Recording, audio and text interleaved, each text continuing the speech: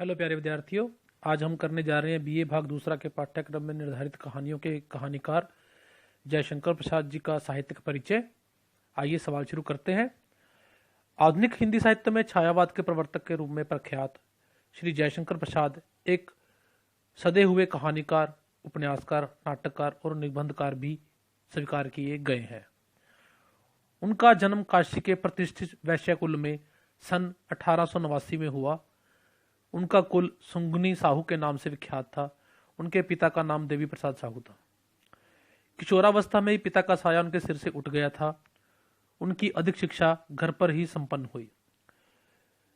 यक्षमा रोग से शिकार होकर सन 1937 में वे भी मात्र 48 वर्ष की आयु में इस संसार से विदा हो गए। प्रसाद जी ने हिंदी, अंग्रेजी, संस्कृत, उर्दू आदि अनेक भाषाओं का ज्ञान प्राप्त किया। वह भारतीय साहित्य और संस्कृति के पुजारी थे तथा राष्ट्र प्रेम उनमें कूट कूट कर भरा हुआ था। शैव दर्शन से प्रभावित होने के कारण वह नीतिवादी के भी काफी समीप स्वयं को स्वीकार करते रहे हैं। रचनाएं, जैसा कि हम जानते हैं कि वो बहु प्रतिभा संपन्न साहित्यकार थे, इसलिए उनकी रचनाएं भी अलग अलग भागों में हमें देखने को मिलती हैं, अलग अलग विधाओं में देखने को मिलती हैं। सबसे पहले यदि उनके काव्य की बात करें तो इसमें कामायनी, प्रेम पथिक, महाराणा का महत्व, आंसू, करुणालय, चित्राधार, झरना, लहर, कानन कुसुम आदि प्रमुख रचनाएं स्वीकार की गई हैं। यदि उपन्यास की बात करें तो कंकाल, तितली और एक उनका अपूर्ण या अधूरा उपन्यास स्वीकार किया गया है, इरावती।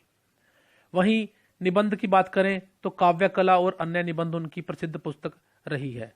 जहां तक नाटकों की बात है, सज्जन, करुणालय, राज्यश्री, अजात शत्रु, एक घूंट, कल्याणी परिणय, विशाखा दत्त, कामना, स्कंदगुप्त और चंद्रगुप्त उनके प्रमुख नाटक देखे गए हैं।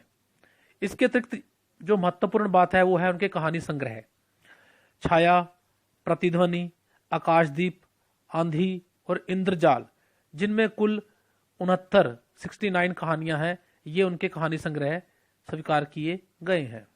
आइए अब देखते हैं उनकी साहित्यिक विशेषताएं क्या रहीं। प्रसाद जी एक प्रतिभा संपन्न साहित्यकार थे। वे छायावाद के प्रवर्तक तथा सर्वश्रेष्ठ कवि थे, परंतु एक कहानीकार के रूप में भी वे अपनी अमिट छाप छोड़ते हुए आगे बढ़े रहे। अतीत के प्रति उनमें मोह था, लेकिन वर्तमान के प्रति भी वह जागरूक थे। उनकी कहानियों की विशेषताएं निम्नलिखित रूप से देखी जा सकती हैं। सबसे पहले हमारे पास पॉइंट है जी, अतीत का गौरवान। जयशंकर प्रसाद ने अपनी कहानियों में इतिहास और कल्पना का सम्मिश्रण कर अपने गौरवशाली अतीत का चित्रण किया है। वह अतीत की मर्यादाओं का समर्थन करते थे।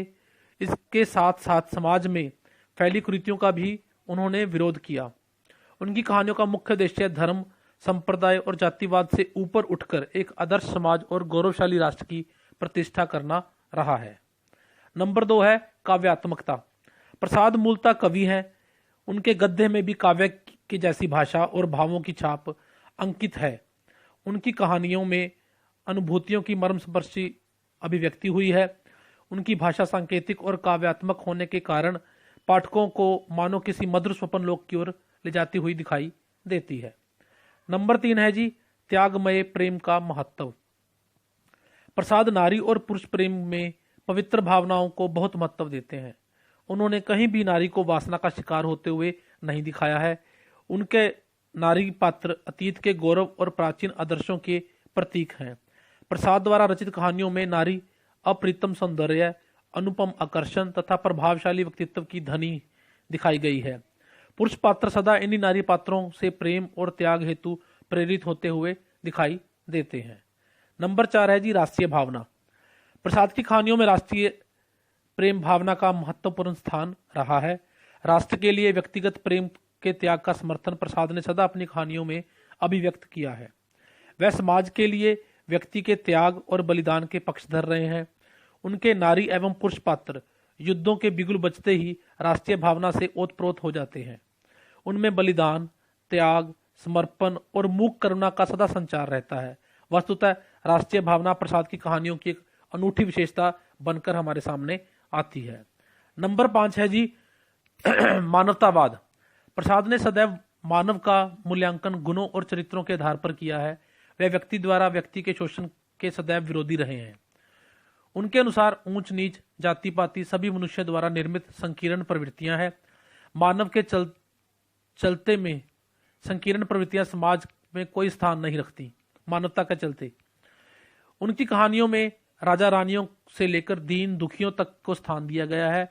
उनके लिए मानवता ही सर्वोपरि बन के आई है। नंबर 6 है जी विश्व बंधुत्व। प्रसाद भारतीय समाज और संस्कृति के सच्चे चित्रकार हैं। उन्होंने सभ्यता, संस्कृति, परोपकार, दया, करुणा, आत्मगौरव, मानव प्रेम और विश्व बंधुत्व आदि पक्षों को कहानियों में बड़ी सफलता से अभिव्यक्त किया है। उन्होंने विश्व सद्भाव और सांस्कृतिक चेतना के उज्जवल पक्ष को सही ढंग से वाणी देने का प्रयास भी अपनी कहानियों के माध्यम से किया है। नंबर 7 है जी भाषा शैली। कहानी के शिल्प को निखारने में भाषा शैली की एक महत्वपूर्ण भूमिका होती है। भाषा कथ्य को सुंदर बनाती है, उसमें भाव संप्रेषण का संचार करती है। प्रसाद भाषा प्रयोग से कहानी में एक ऐसा मनोवैज्ञानिक वातावरण प्रस्तुत करते हैं कि पाठक की संवेदना झंकृत हो उठती है। उनकी भाषा कहानी के कथ्य को गतिशील बना देती है, जो निर्बाध गति से आगे बढ़ती रहती है। वे संवाद की भी सफल योजना करते हैं। भाषा के माध्यम से पात्रों के चरित्र चित्रण में भी अत्यंत सफल रहे हैं। इन्होंने अपनी कहानियों में अलंकारिक, संस्कृतनिष्ठ, तत्सम, प्रधान काव्यमयी भाषा का प्रयोग किया है। वस्तुतः प्रसाद की भाषा शैली एक खास पहचान है जो हिंदी कहानी में अपना एक अलग स्थान रखती है। परंतु ये भी बात निर्विरोध है कि भाषा के आधार पर यदि देखा जाए तो कवि के रूप में वह अपनी पहचान ज्यादा अर्जित कर चुके थे। इस कारण उनकी भाषा में जो थोड़ी सी क्लिष्टता है या थोड़ा सा मुश्किलें हैं वो कई बार पाठकों के लिए अरोचकता पैदा करने में भी एक तरह से कारक बनी है या कारण बनी है। निष्कर्ष रूप में हम ये कह सकते हैं कि प्रसाद एक सशक्त कहानीकार हैं। उन्होंने अपनी कहानियों के माध्यम से मानवीय संवेदनाओं से जोड़ने का जो प्रयत्न किया है उसमें वह सफल रहे हैं। त्यागपूर्ण सच्चे प्रेम के वह सच्चे पक्षधर रहे हैं। आपसी भाईचारा तथा विश्व बंधुत्वता उनकी कहानियों में एक विशेषता बन के उभरा है। वह भारतीय समाज, सभ्यता और संस्कृति के चित्रकार हैं।